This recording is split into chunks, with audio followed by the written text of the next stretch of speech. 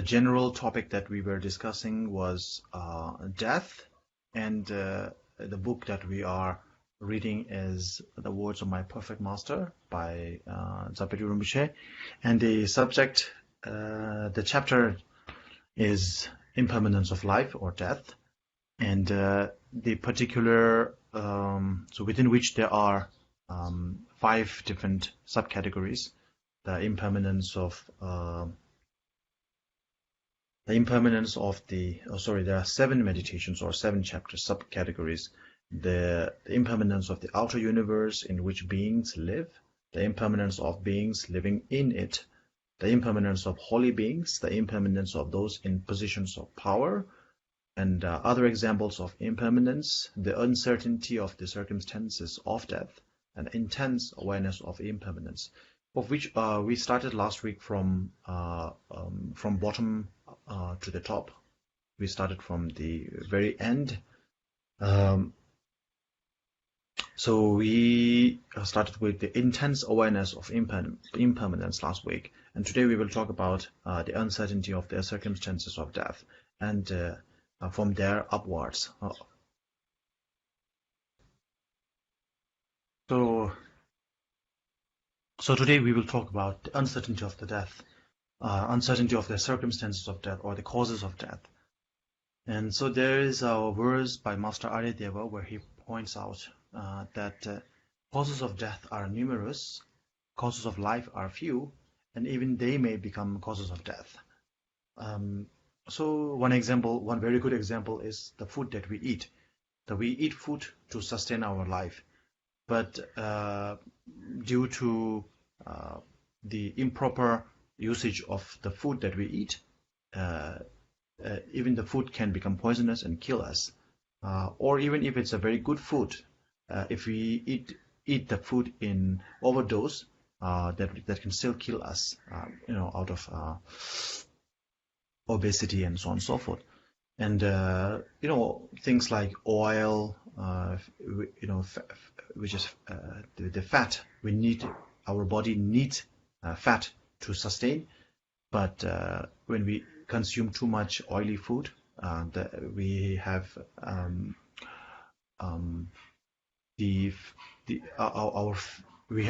more fat than we need, and then it will lead into cardiovascular diseases, heart attack, and so on and so forth. So many things like that. So this is just one small example, and so this can go with everything. Even medicine, which is supposed to heal our sicknesses, can become when we take the wrong dosage, or if the medicine has expired, we take them, it can lead us to death. So things that is certain to take us to death, like a knife or a gun or a bomb, that is also, of course, uncertainty, because we never know who will kill us, who will rob us, what will happen in an accident or things like that. But things that is supposed to bring us sort of sustenance in life, that can also be the cause of our death. For example, your loved one, your partner. You may have a relationship with a partner. When you have a good partner, you are supposed to you have a good life and all that. In order to have a good life, you work hard to have a partner, and then when the partner sort of deserts you, and you are still leaning towards that partner, and then it might lead you to break your heart, and you might commit suicide. And so these kind of things are it does happen. It's a reality in this world, and it happens in not just in hundreds but in thousands and thousands. So things like that.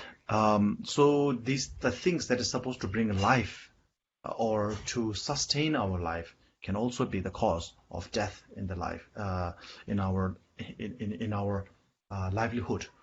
So therefore, the circumstances of death is uncertain and quite random. Now we will club 1, 2, 3, 4, and 5 meditations together. So, so sixth and seventh we covered. Seventh we covered last week. Sixth we covered today, and the first, second, third, fourth, and the fifth meditations or the contemplations or the chapters. We will club them together. So, simply put, what it talks about is that. So the first of which is to the impermanence of the outer universe. The impermanence of the outer universe. So this is the world that we live in. It has been changing constantly. So there was a time when there's no global warming. Now there's global warming, and a lot of there's a lot of earthquake. There's a lot of natural calamities like tsunami and so on and so forth. And because of all the natural calamities, the uh, the the um, uh, the geology, the map of the world is changing. The structure of the whole world is changing. And it's not just that. If we look at, simply put, we will if we just look at the trees during the autumn, the leaves are falling, and then the winter, it's all dry, and then in the spring, it's the lives in the tree and the meadows, it comes back, and it goes in this circle. It keeps changing, and even the mountains, which we think of as something unchangeable, something permanent, the largest or the tallest mountain in the world, which the Mount Everest, is also inching down. It's melting due to global warming. So the things that we take for granted, such a large and humongous thing as a mountain, also keeps changing its shape. So for that matter, the whole world is changing. And then if you look at some of the science videos and look at everything that's happening outside of the Earth, then there's so much. There's constant change. There's constant blast. If you look at the sun, it is always blasting off, and so on and so forth. There's always change in the outer universe, the outer world. The outer world meaning the inanimate objects, the material world. And then when you look at the people within, then people die, people give birth. It's constantly changing also. So nobody nobody has a family which there is no death in the family at all. Everybody, in every family, there has been a death. Our great grandmother, great grandfather, great great great great aunt, or great great great uncle. So somebody died. So in every family there is a death, and in every family there is a change. So we become poor, we become rich, we become knowledgeable, from ignorant to knowledge. We become fat, we become skinny, we become sick. So the beings living in the world are also changing. It's impermanent. Nothing stays for the same. So this is the second meditation. The third meditation is that the holy beings, even the holy beings like the Buddha and all the great teachers, great masters, they also, even though they are sublime beings, they also take the form of, emanate the form of the dying. So they also change, they also get sick, and so on and so forth. Like little Buddha Shakyamuni, who is our teacher, who is the founder of our lineage, or our so even he is no longer with us. And then also the fourth meditation is the impermanence of those in positions of power, and that's very easy. All the great kings and the emperors and the great dynasties that we read in the history, all gone, right? None of them are living, and many powerful people, they keep dying. If you read the obituary in the newspaper, you will see many famous people dying every day. So nobody has lived more than 150 years. People living healthily 150 years ago, they're no longer living at the moment. So this is the impermanence of those in the positions of power. Okay, so for the Then the fifth meditation, which is other examples of impermanence, we will need to dive in a little bit more. So, yeah. Or the fifth meditation, or the fifth contemplation on death, is known as the other examples. And for this, we will need to go a little bit deeper. But let me first read a quote from Master Milarepa, the great Master Milarepa.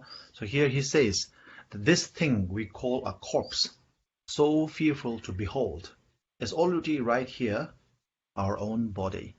So we love to talk about the Buddha nature, right? The essence of the glowing essence of Buddha. That we love to believe that the Buddha is within ourselves. That we just have to check out everything that is not worth it. Then what remains is the Buddhahood. Or just we really love the story of the Buddha nature. So if we love the story of the Buddha nature, we also have to love the story of the corpse nature, if you like, that death nature. So just like we have the Buddha nature, we also have the death nature. Buddha nature does not mean that we are Buddha yet. We have the potential to become a Buddha, and so if we strive for it, we can do it.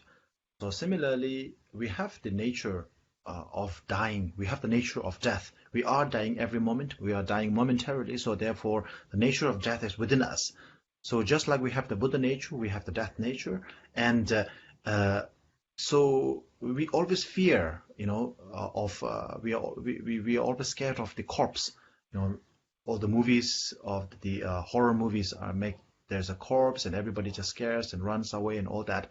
And so if we live in a mortuary, if somebody leaves us alone in a mortuary, we get so scared and all that. But that because we don't want to be with a corpse. We are so scared of a dead body. But the so-called dead body is within us. It is the same body. The moment this body stops, the moment that this body loses its ability to breathe in and breathe out, to function, to function as a breathing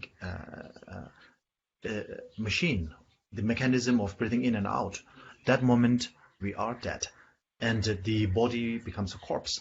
So the corpse nature, the death nature, just like the Buddha nature, is also within us. So if you can just hold your breath, not breathing in or not breathing out for a few moments, like maybe a couple of minutes, this is actually what death is.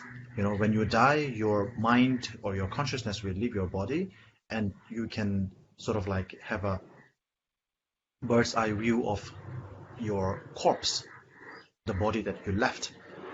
Similarly, if you just there is in the yoga there is a position called Shavasana, which means the death posture, the death pose. So when you do all the when there are many difficult yoga poses, but when you finish all the yoga poses at the very, very end, just like a cool down in the traditional exercise, in the yoga, you do something called Shavasana, and Shava means death in Sanskrit. So you do some pose called death pose, and some people just say that I do yoga all day because the death pose is nothing but you just lie down and that's death pose. But some people say that they do death pose every day because they're sleeping. But the difference is when you are sleeping, you are actually being active, But when you do the Shavasana, with the death pose, you actually give up everything. So you just imitate death. And at the end of every yoga lesson, you imitate death. And then you can stay in that Shavasana posture for 5-10 minutes or 3-5, whatever you like. So my point here is that so during the yoga, during the Shavasana, sort of you can actually visualize yourself as death, and then see your body as a corpse, and then separate your mind from your body, and then have a vision of how you will be seen as when you are dead. So anyway, the point here is that the corpse is already here with us, just breathing, and that breathing stops. it becomes an active corpse. So right now it's inactive. A living body is an inactive corpse, and the moment it stops breathing, it becomes an active one.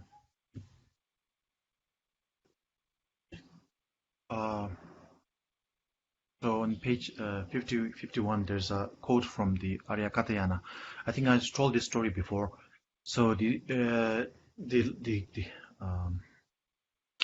quote reads like this: He eats his father's flesh, he beats his mother off, he dandles on his lap the enemy that he killed, and the wife is gnawing at the husband's bones. I laugh to see what happens in samsara's show. So this is crossing two lifetimes. So what we just discussed earlier, it's common knowledge to everyone whether you believe in afterlife or not. But this one you have to believe in afterlife, life after death. So there is the Aryakatayana, who is a sublime being, who is a noble monk, sublime being. So he could see the previous lives of people, and so there was this. So this is a famous story. There was a man who was eating fish, and he was beating a dog, and then he has a newborn child which he is caring for, and then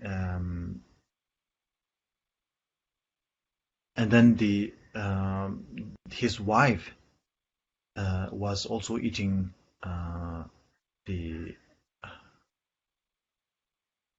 meat.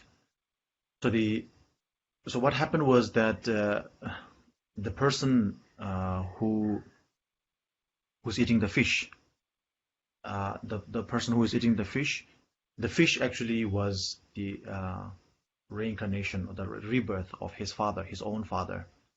And the dog, the stray dog that he was beating, is actually the rebirth of his own mother. And the newborn baby that he's caring for is actually his own enemy across the street, which he actually murdered, he killed.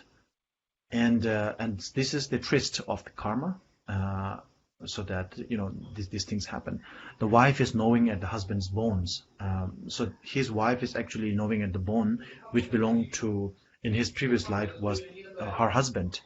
So the point here is that life is so impermanent. Somebody we call as enemy is never permanent. If you look at the countries, the governments, they always sometimes they fight, sometimes they have trade wars, sometimes they have this and that, and then after a few negotiations, then they become so good friends, and then they fight.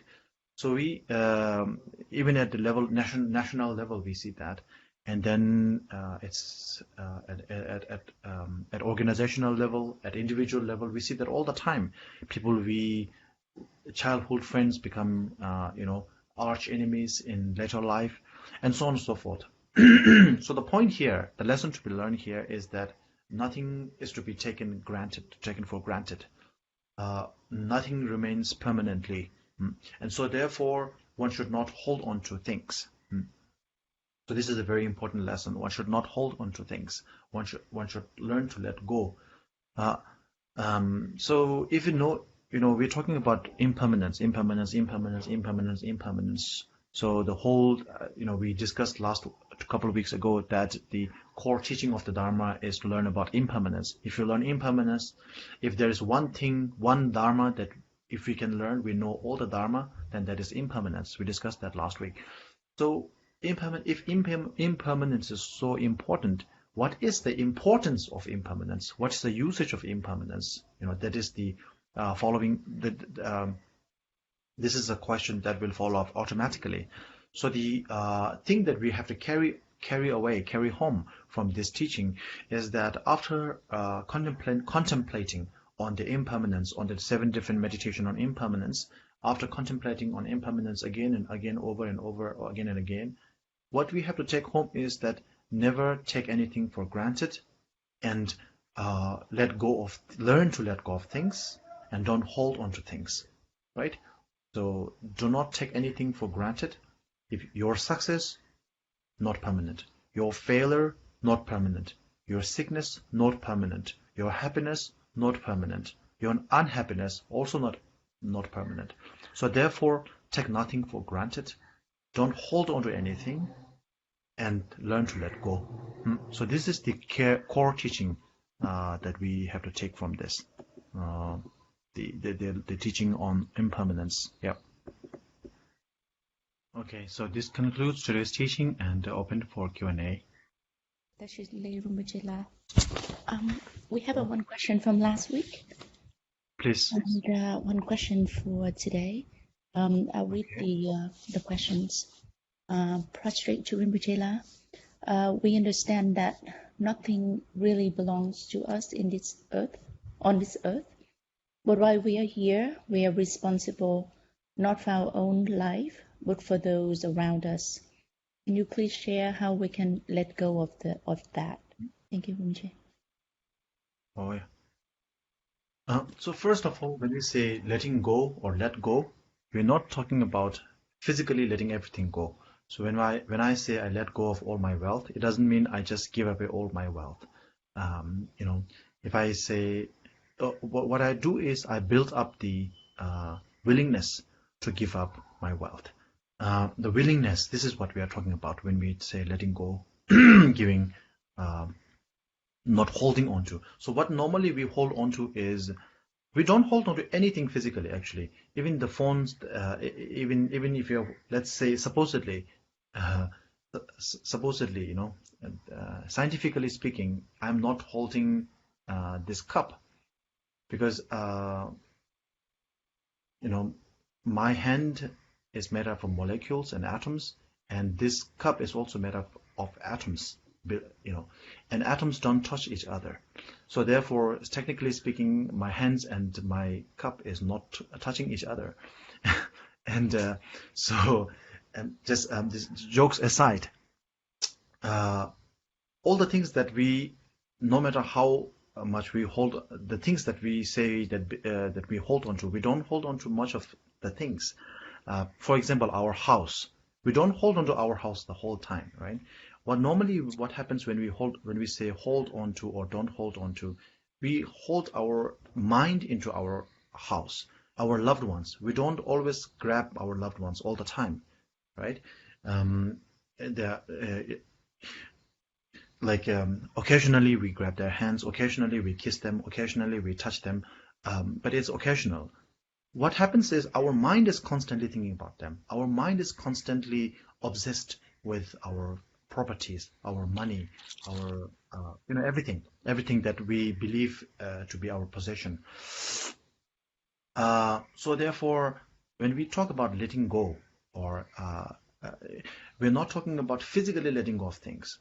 Physically, you're not holding onto your house. Physically, you are not holding onto your car. You're holding onto your car only when you are driving. That's it. And if even if you practice letting go, and if you physically let go of your car or the steering wheel, then you will get into an accident. So when we talk about letting go, we are talking about letting go from the mind, from the heart. And how do we do that? We do that with a question. And the question is that comes from the teaching that we just covered today and the week before. So everything is changing, everything is impermanent, and there is nothing that is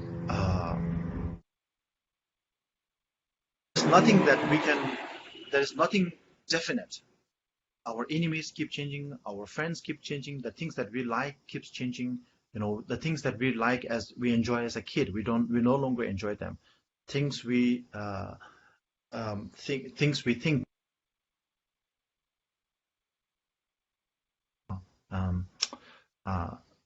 celebrities that we are a fan of, but as we grow older, we no longer think of them as important people.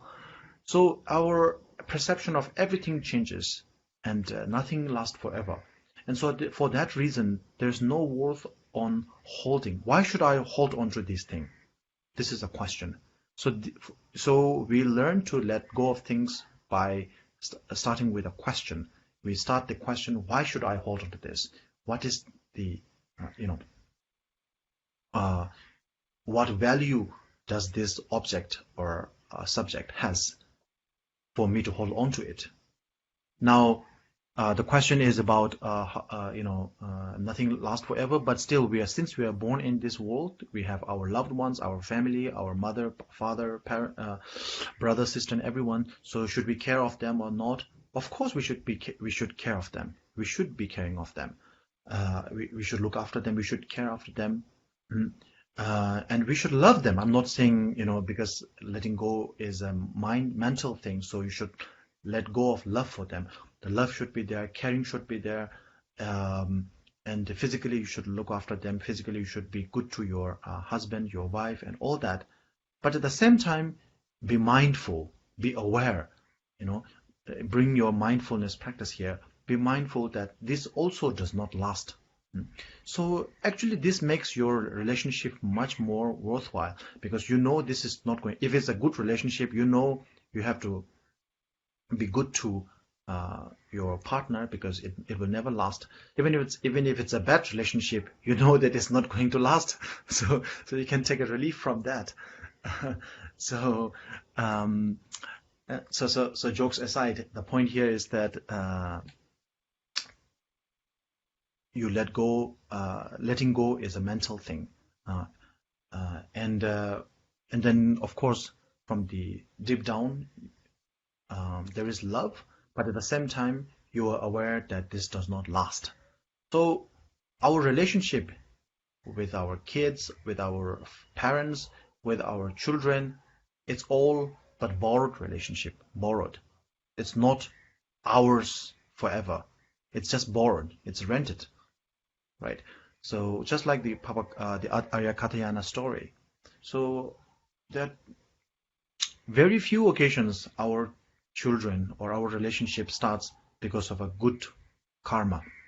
Most of the time our children, our relationship are born to us because of our bad karma, so that we have to pay off the debt.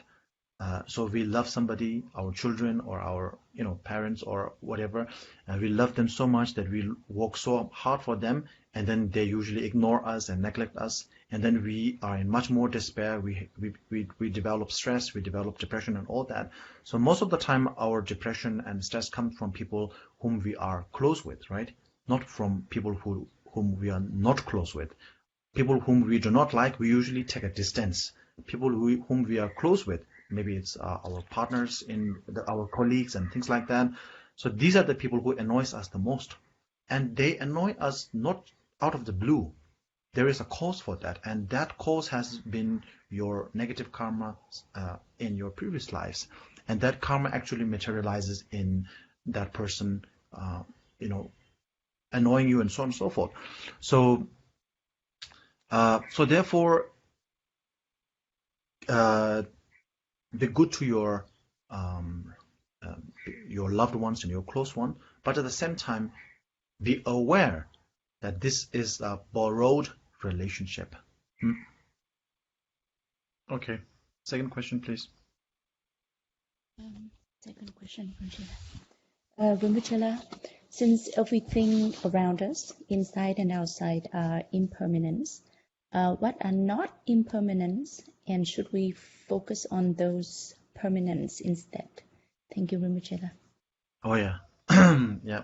So the first thing is, impermanence does not mean bad news. Okay.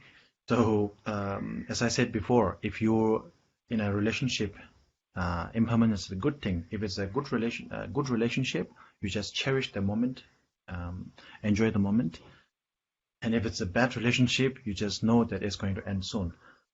So anyway, so if it's permanent, if things are permanent, then you cannot achieve it because it's unchangeable. There's no change at all. So because things are impermanent, it is malleable, it is changeable. So because of that, you can work for something, then you will get a result.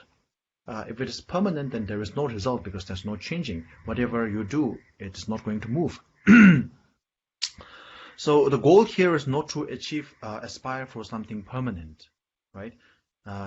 because everything inside and outside, the question is inside and outside, everything is impermanent. So what should we do? Well, should we strive for a permanent thing? No. Everything is impermanent. Most of the things that we deal with are impermanent. So we go for an impermanent thing that is more meaningful. What we are actually entwined in is most trivial thing. We mess up. We are sort of enmeshed in the most trivial things in life. Very selfish thing, very trivial thing, and all that. And what we try to do is to come out of all that, come out of that bubble. It's like we are in a prison and we did not realize that we are in a prison, and we keep fighting amongst ourselves. While we can actually team up together, all the prisoners can team up together and break the wall and escape from the prison, come out of the prison, and then venture into the much larger outside world. We have the capability to do that. And so what Buddha Dharma is telling us is, you have that potential. Buddha nature is all about the potential to be a free man. You are a prisoner right now, but you will not always be a prisoner. You have the potential to break out. You have the potential to be free from the prison. What we are doing right now is, even though we are in the prison, we do not realize it, and then we just keep going on the infighting amongst ourselves. Some of the prisoners we call our friends, some of the prisoners we call our enemies. Then we always gang up and then fight with each other. So what the Buddha Dharma is telling us is, escape from this prison, right? Even in the outside world, it is still impermanent. Even if you escape the jail, the possibility that there is the fact that there is a possibility to escape the jail means it is impermanent. It is not permanent. If it's permanent, then you will never be able to escape the jail called samsara. So what we are striving for is not permanent. What we are striving for is an impermanent, a constant supply of loving kindness, happiness, joyfulness, and satisfaction. That is what we are aspiring for, not a permanent, unchangeable thing. And that being said, I wanted to, so just like I want to add something to the first question, which is, how do we take care of the relationship in this life? So I want to give you an example. So this is an answer to the previous question. So normally, like when we go to a very good restaurant, good atmosphere, and the foods are looking aesthetically pleasant, and the taste is amazing and everything. So what we do, we may take a few pictures, but then we will not keep staring at the food for like eternity like this, right? Eventually the food will get cold, so we start eating. We will eat the food, we will admire the food, enjoy the food, we will talk about the food, and then we will, it goes on, and then it's another day, we will eat another food. So similarly, this is also the same with the relationship. So you don't hold on to the food that is served on your table. If you do that, the food gets cold, right? So you have to eat it. Just like that, you have to live your relationship, live in, enjoy, take care of. When I say relationship, I'm talking about relationship in general, be it your parents, be it your friends, be it your colleagues, everyone. So just think of yourself as you are in a restaurant. Then when you are in a restaurant, you order the food is served on your table, then you eat the food, then you get out of the restaurant. That's it. You forget it. Similarly, you don't hold on to it. So similarly, and if the food is really good, you have good memories, you will revisit the restaurant. Similarly, if you have a good connection with your loved ones or the people around you in this lifetime, you will revisit them in your next lifetime, and again and again and again. But it is not something that you should hold on to.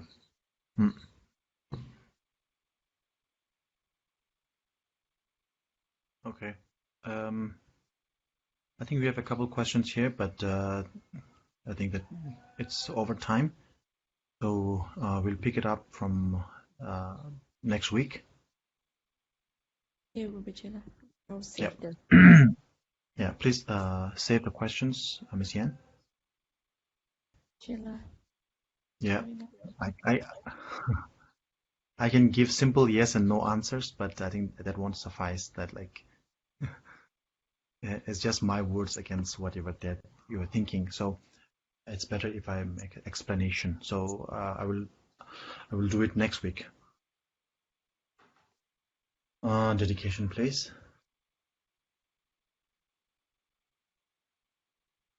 Kia